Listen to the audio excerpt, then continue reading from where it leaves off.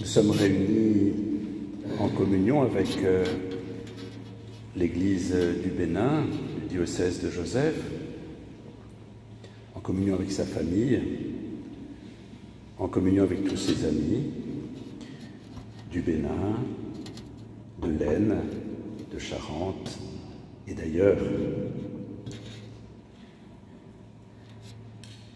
On prie avec lui, on prie pour lui dans ce passage,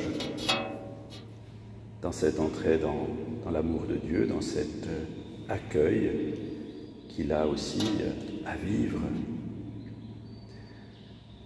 Il y a 19 ans que je connais Joseph. Quand il est arrivé dans l'Aisne, sa sœur habitait à Château-Thierry, elle habite toujours à Château-Thierry, Rose.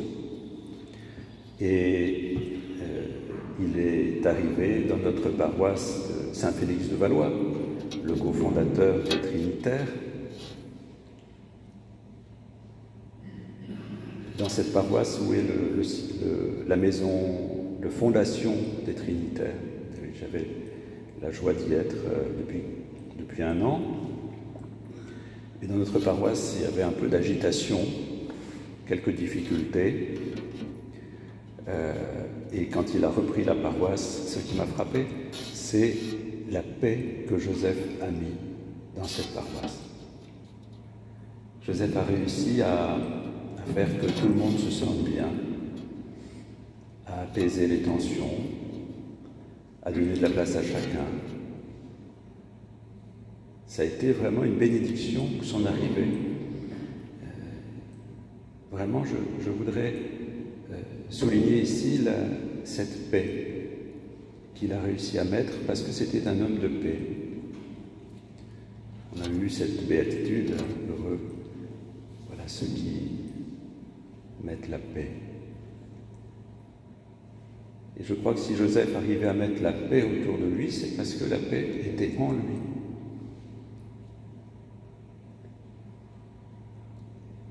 Un homme bon, qui arrivait justement avec son regard joyeux à repérer en chacun le meilleur.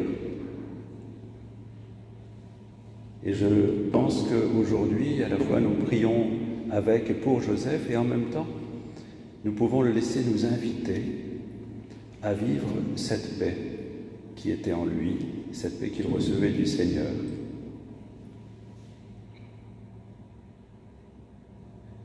Premier point, donc, la paix. Ensuite, Joseph, un homme fraternel. Avec la fraternité, ici, on a pu l'expérimenter, c'est d'accord. Un homme de grande fraternité. Et je pense que dans sa paroisse également, et avec ses frères prêtres, diacres. Donc, on n'a jamais vu Joseph traîner les pieds pour venir à une rencontre, à participer à un moment de fête, à être là tout simplement pour vivre la joie de l'amitié, la joie de la présence, la joie du partage. Vraiment, pour moi, Joseph, c'est un exemple de frère. Et je pense aussi, bien aujourd'hui, qu'il rentre dans cette fraternité bénie de ceux qui sont accueillis par le Seigneur, et bien qu'il nous invite aussi à vivre la simplicité de la vie fraternelle, la simplicité du pardon, la simplicité de l'accueil, la simplicité de la joie d'être ensemble, la paix et cette bonté de la vie fraternelle, cette beauté de la vie fraternelle pour laquelle il était très doué. Je sais qu'il venait à toutes nos fêtes, à Cerfroy, là dans l'Aisne, on avait l'habitude chez les Trinitaires de prendre toutes les occasions de faire des fêtes liturgiques, fêtes des uns des autres, moments festifs, et il était toujours présent. Et souvent je lui disais, voyant sa joie d'être avec nous, tu vas finir par rentrer chez les Trinitaires, est-ce que tu es prêt à faire ton noviciat? Et il me disait, mais bien sûr que je suis prêt, ça va venir. Je croyais que c'était une plaisanterie, enfin une joyeuse fraternelle plaisanterie. Or, quand à la fin de ses mandats dans l'Aisne, je lui ai proposé tout simplement de venir voir ce que nous vivons ici à Angoulême, il a dit non, je ne viens pas pour voir, je viens pour vivre. Ce que je t'avais dit il y a quelques années, je voudrais que ça se réalise, j'aimerais rentrer dans votre fraternité pour vivre la vie trinitaire et servir le diocèse où vous êtes implanté. C'est comme ça qu'il est arrivé, avant même d'avoir fait un essai. Il n'est pas venu voir, il dit je viens. Et justement là-dessus, donc homme de paix, homme fraternel, et je dirais homme de foi, une foi très profonde, très profonde. Au travers de toutes les épreuves qu'il a pu vivre, et il en a vécu, il a gardé une foi très profonde. Épreuve de santé, bien sûr, épreuve aussi pour rester fidèle à des moments en Église où ce n'était pas facile pour lui, mais il n'a jamais renié son engagement, il n'a jamais bougé parce qu'il était accroché au Seigneur de tout son cœur, de toutes ses forces, de tout son esprit. Il était accroché à sa vocation, accroché à l'Église, en tout. Donc un homme de foi, un homme de fidélité, un homme de confiance. Quand on est allé il y a un mois voir son oncologue à Girac pour demander la possibilité de faire ce voyage au Bénin, il était vraiment déjà en très mauvais état de santé. Il n'y avait plus de propositions qui lui étaient faites sur le plan des soins.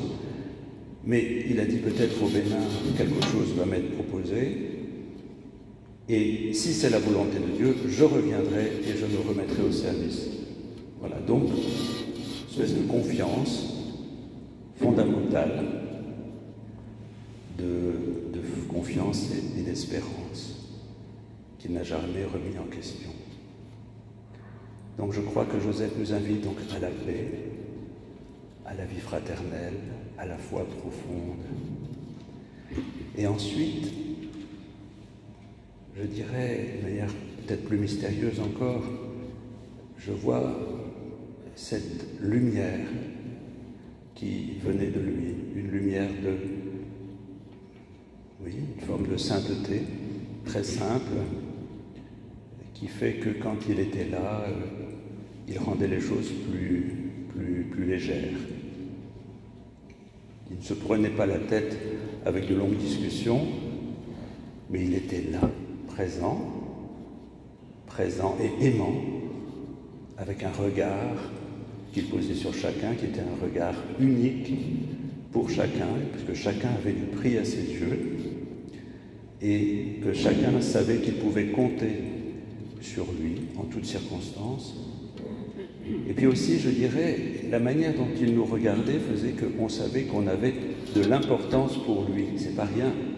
Vous savez, c'est ces regards qui ne sont pas le regard où je te regarde, mais je pourrais regarder n'importe quoi ou n'importe qui. Non, non, c'est toi que je regarde et toi, tu comptes. Toi, tu es du prix. C'est le regard que le Seigneur pose sur nous. Et c'est un regard qui illumine et qui nous rend meilleurs. Mais je dirais, c'est dans cette lumière que Joseph est en train d'entrer, cette lumière totale de l'amour de Dieu qui nous attend. Et je voudrais maintenant aussi dire, Joseph, homme de paix, homme de fraternité, homme de foi, homme de lumière, de cette douce lumière de la miséricorde et de la tendresse de Dieu, bien qu'il nous entraîne à y rentrer nous-mêmes, dès maintenant, dans cette lumière éternelle de l'amour qui nous espère.